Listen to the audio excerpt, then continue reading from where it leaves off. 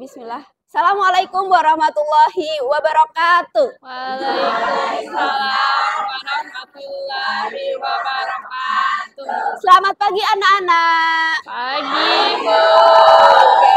Ini kayaknya anak-anak pada semangat semua nih, udah pada sarapan atau gimana? Oke, mungkin habis ini kita agendakan sarapan bareng ya. Baik. Oke.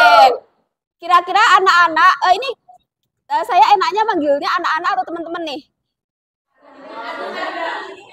Adik-adik. Adik-adik ya, adik-adik. Atau saudara-saudara. Oke, adik-adik. Ini adik-adik sekarang kan udah mulai masuk kelas 10 ya? Ya kan? Akhirnya kemarin bisa lulus dari SMP, terus bisa masuk ke sekolah SMA favorit di Semarang. Tepuk untuk semua.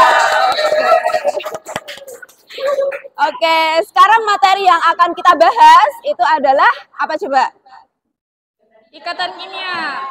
Oke, kita kira-kira dari teman-teman tuh udah pernah baca belum sih materi tentang ikatan kimia? Belum.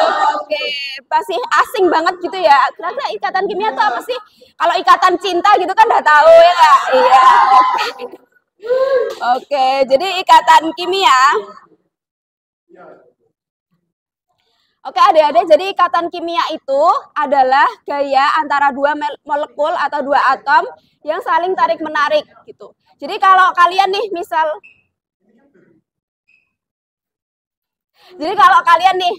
ada dua benda nih, satu benda terus saling tarik-menarik dan terjadi gaya, itu namanya terdapat ikatan kimia. Ya enggak? Kalian kalau misal nih, kalian berhadapan sama orang, ya kan? Misal lawan jenis kalian merasa terikat, ada ikatan di antara kalian, ya enggak sih? Kayak gitu? Ya kan, kayak gitu. Oke, jadi kita hari ini akan membahas mengenai ikatan kimia. Kira-kira ikatan kimia itu ada berapa? Ada 2, 3? 2. 3. Apa tuh kok 3? Oke. Oke, jadi ikatan kimia itu ada 2. Ada ikatan kovalen dan ikatan ionik.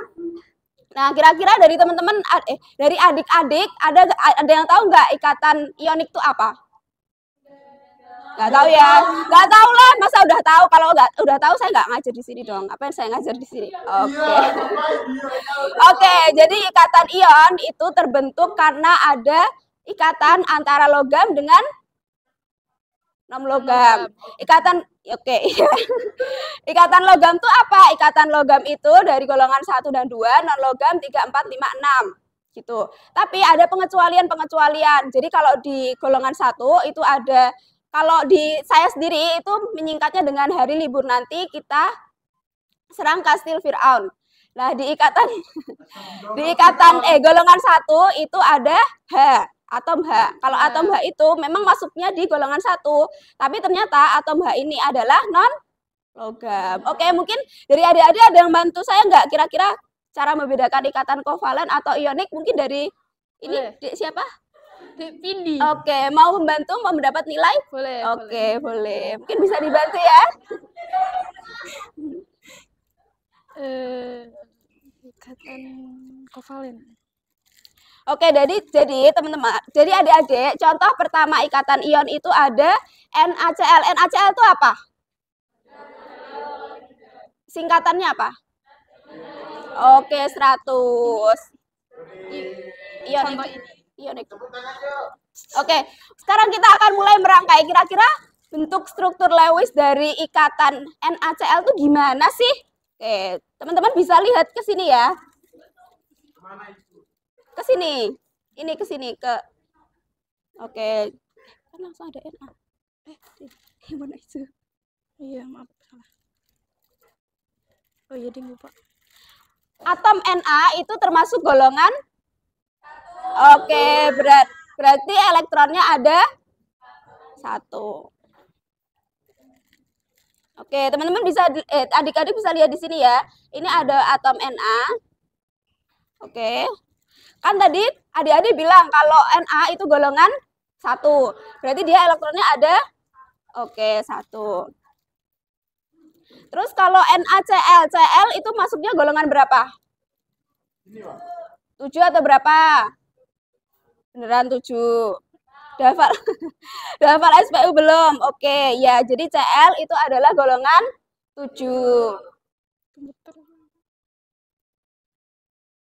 Oke, di sini Pindi sudah merangkai NaCl. Tadi adik-adik bilang kalau Na itu golongan 1 dan Cl golongan 7.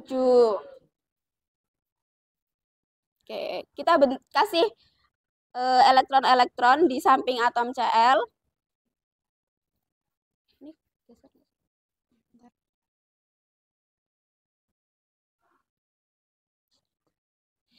Adik-adik bisa lihat kan di sini ada warna hijau dan warna pink. Artinya dia menunjukkan beda warna. Di sini juga atom Na itu ada 1, terus yang HCl ada 7.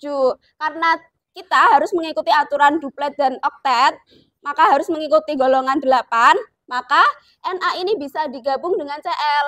Jadinya NaCl, Na karena cuma ada 1, berarti dia kurang berapa? Untuk kurang 7. Oke, berarti dia mengikat atom Cl biar menjadi oke, biar menjadi 8. Karena Cl cuma ada 7, biar dia jadi mengikat dengan atom Na, berarti dia kurang berapa? Oke, berarti jadi berapa? 8. Berarti sudah sesuai dengan aturan atau belum? Sudah. Oke, sudah. Teman-teman ada yang belum paham? Jadi, ketika kita membentuk struktur Lewis, itu harus sesuai dengan aturan duplet dan oktet. Oke. Sekarang ikatan kovalen. Contoh dari ikatan kovalen itu adalah H2O. Oke, sebelumnya kita bentuk dulu ya. Kira-kira bentuk dari H2O itu seperti apa?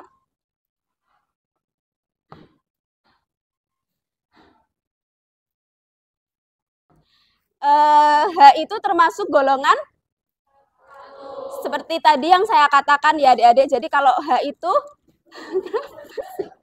jadi kalau H itu kan ada pengecualian. Memang dia masuk di golongan 1, tapi karena pengecualian itu akhirnya dia termasuk logam atau non logam? Non logam. Oke, ini udah dibentuk ada H2O. Karena hanya 2 berarti di sini tulisannya hanya 2. Kalau O itu golongan berapa? Golongan 6. Oke. Berarti elektronnya O ada 6. Oke, sekarang kita kasih dia elektron.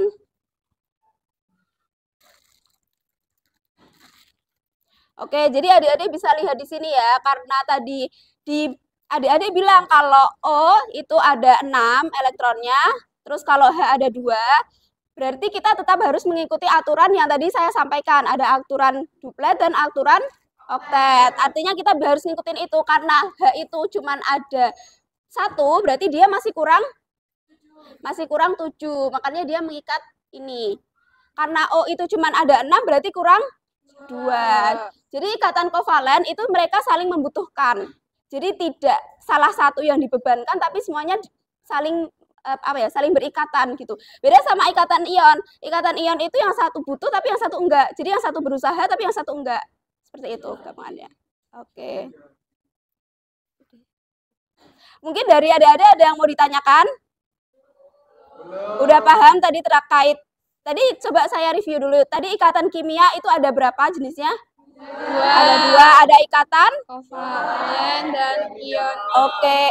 Tadi kenapa ikatan ion itu terjadi dari logam bertemu non logam. Kalau kovalen Non logam. Oke. Tadi atom H itu kan termasuk golongan 1, tapi dia masuknya termasuk logam atau non logam? Non logam. Oke, mungkin materi saat ini saya cukupkan sampai di sini. Mungkin selanjutnya akan saya beri materi yang selanjutnya oleh teman-teman saya yang juga di jurusan kimia. Terima kasih. Wassalamualaikum warahmatullahi wabarakatuh.